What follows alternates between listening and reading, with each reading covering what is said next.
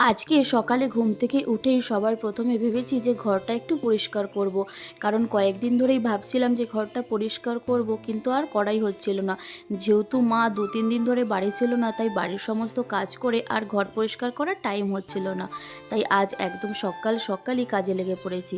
জানো তো, এই ঘরটায় প্রচণ্ড ঝুল হয়। যবে থেকে এই ফল সিলিংগুলো করা হয়েছে, তবে থেকে যেন এগুলোতে আরও বেশি ঝুল হচ্ছে। সাধারণত আমার ঘর কিন্তু আমিই পরিষ্কার করি। আমি যখন ছোট ছিলাম তখন কিন্তু মা আমার ঘর পরিষ্কার করে দিত। যবে থেকে আমি বড় হয়েছি তখন থেকে কিন্তু আমি পরিষ্কার করি। যাই হোক, এদিকে তো ঘর পরিষ্কার করে বিছানায় ঝুলগুলো পড়েছিল, এরপর বিছানাটাও আমি ভালো করে পরিষ্কার করে নিয়েছি।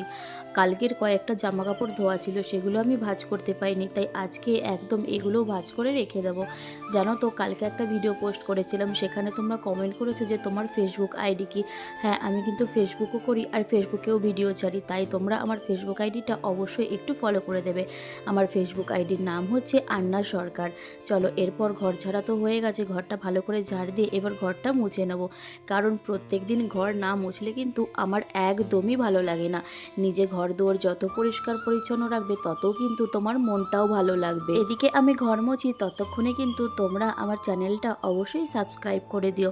আর আজকের ভিডিওটা কেমন লাগলো জানাতে কিন্তু একদমই ভুলবে না। টাটা।